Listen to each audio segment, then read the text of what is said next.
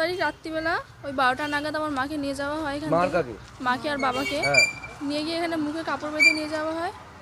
ফিল্মি কায়দায় অপহরণ খড়দায় তদন্ত চালিয়ে অপহৃতদের উদ্ধার করেছে পুলিশ। গত 14 ডিসেম্বর খড়দহ বন্দিপুর এলাকায় ভাড়া বাড়ি থেকে পুলিশের পরিচয় দিয়ে গৃহকর্তা মোহাম্মদ রাজু ও তার স্ত্রী গুড়িয়া বিবিকে হাত মুখ বেঁধে অপহরণ করে নিয়ে যায় দুষ্কৃতীরা। অপহরণকারীরা 1 কোটি টাকা ও সোনার গহনা মুক্তিপণ চেয়ে ফোন করে পরিবারের লোকজনকে। তারপর পরিবারের লোকজন খবর দেয় রহরা থানার পুলিশকে। অভিযোগ পাওয়ার সঙ্গে সঙ্গেই তদন্তে নেমে দুষ্কৃতীদের ফোনের টাওয়ার লোকেশন ট্র্যাক করে রহরা থানার পুলিশ। অপহৃতদের মেয়েকে সঙ্গে নিয়ে সুন্দরবনের কুলতলিতে অভিযান চালায় তারা। ব্যাগের মধ্যে টাকার জায়গায় কাগজ রেখে কিছু সোনার গহনা নিয়ে অপহরণকারীদের ফোন নাম্বারে ফোন করে পুলিশ। অপহরণকারীরা কুলতলির একটি জায়গায় আসতে বলে তাদের। সেই মতো সেখানে পুলিশ পৌঁছায়। পুলিশ বুঝতে পেরে অপহরণকারীরা সেখান থেকে পালিয়ে যায়। তারপর কিছুটা দূরে নৌকার মধ্যে থাকা হাত পা বাঁধা অবস্থায় মোহাম্মদ রাজু ও গুড়িয়া বিবিকে উদ্ধার করে রহরা থানার পুলিশ। উদ্ধার করে তাদেরকে নিয়ে আসা হয় রহরা থানায়। কি কারণে অপহরণ তার তদন্ত শুরু করেছে রহরা থানার পুলিশ। অপহরণকারীদের খোঁজে তল্লাশি অভিযান চালাচ্ছে পুলিশ। আমাদের ওই সুন্দরবন নদীর ভেতরে লঞ্চের ভেতরে রেখেছি। বারবার বলছে তোর বাড়ি থেকে টাকা চা, তাহলেই তোদেরকে ছাড়বো। তাই আমি কোথায় পাবো? তার মধ্যে আমার বরকে হাত পা বেঁধে ফেলে দেয়। যে আপনাকে বেঁধে রেখেছিল লঞ্চে, তার মুখটা আপনি দেখেছেন? না, মুখটা আমাদেরকে দেখায়নি, এত অব্দি ঢেকেই রাখছিল সব। কি বলছিল বারবার? বলছে কি তোরা টাকা চা, তোদেরকে ছেড়ে দেয়। আপনার নাম ধরে বলছিল? হ্যাঁ, কি বলছিল? গুড়িয়া তুই টাকা চা। কত টাকা?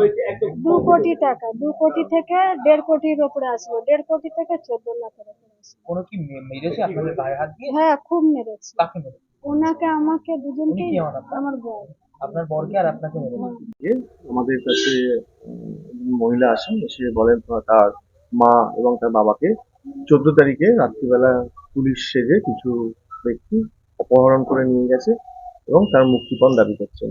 সেই মতো তারা প্রথমে ভেবেছিল যে এটা বোধহয় সত্যি যে পুলিশ নিয়ে গেছে, কিন্তু যখনই সন্দেহ হয় যে পুলিশ কোনো রকম অ্যারেস্ট মেমো দেয়নি বা এই লোকাল থানা থেকেও ইন্টিমেশন করেনি, তখন তারা আমাদের কাছে আসে পরের দিনকে রাত্রিবেলা, অর্থাৎ 15 তারিখ রাত্রি 12টা 5-10 নাগাদ আসে। তারপর আমরা যখন খবর নিই যে এটা কি হয়েছে সত্যটা আমরা ভেরিফাই করি এবং একটা মামলা রুজু করা হয়। সেই মতো ইনভেস্টিগেশনে আমাদের টিম কুলতলি থানার বা বারুইপুর পিডির অন্তর্গত কুলতলি থানাতে সারা রাত ধরে রেড করে। তারপরে সেইখান থেকে যখন আমরা খবর পাই যে ওখানে নেগোসিয়েশন চলে এবং নেগোসিয়েশনের পরে আমাদেরকে যারা অপহরণকারী তারা আমাদেরকে জানায় যে ইয়েতে নরেন্দ্রপুর থানার অন্তর্গত কামালগাজীতে সকালবেলা আসতে। সেই মতো আমাদের ডিসি স্যার এবং সিপি স্যারের নেতৃত্বে আমাদের টিম সেখানে সিভিলে পুরো এলাকা ঘিরে ফেলা হয় নরেন্দ্রপুর থানার সহযোগিতায়।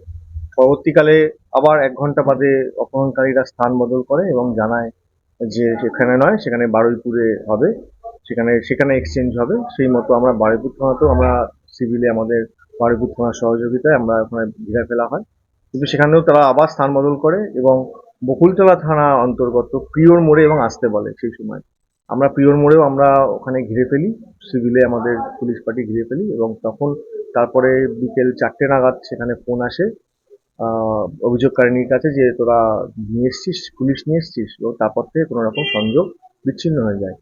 এরপর আমরা অন্যান্য সূত্র মারফত আমরা খবর পাই যে যে গাড়িতে করে অপহরণ হয়েছিল সেই গাড়ির আমরা খবর পাই এবং সেই গাড়ির আমরা ভেরিফাই করে কুলতলি থানার অন্তর্গত একটি স্থানে, যেখানে আমরা হানা দিই এবং হানা দিয়ে জানতে পারি হাকিম নামে একজন আছেন, তিনি এই অপহরণকারীর মূল পান্ডা। সেইখান থেকে তিনি ওনার বাড়িতে আমরা রেড করি এবং রেড করে সেখান থেকে তারা পুলিশের ভয় সেখান থেকে পালিয়ে যায় এবং পালিয়ে গিয়ে এবং তারা নিজেদেরকে আমাদের যারা ভিকটিম আছেন ভিকটিমকে এবং তার হাজবেন্ডকে ছেড়ে দেয়। তাদেরকে তখন আমরা খবর পাই যে তাদেরকে ছেড়ে দেওয়ার পর আমরা বিভিন্ন জায়গা থেকে সূত্র মারফত খবর পাই যে তারা জয়নগরের দিকে গেছে। আমরা তখন বারুইপুর জিআরপি থানার সহযোগিতা সেই জয়নগর স্টেশন থেকে আমরা দুজন অপহরণকারীদেরকে উদ্ধার করি।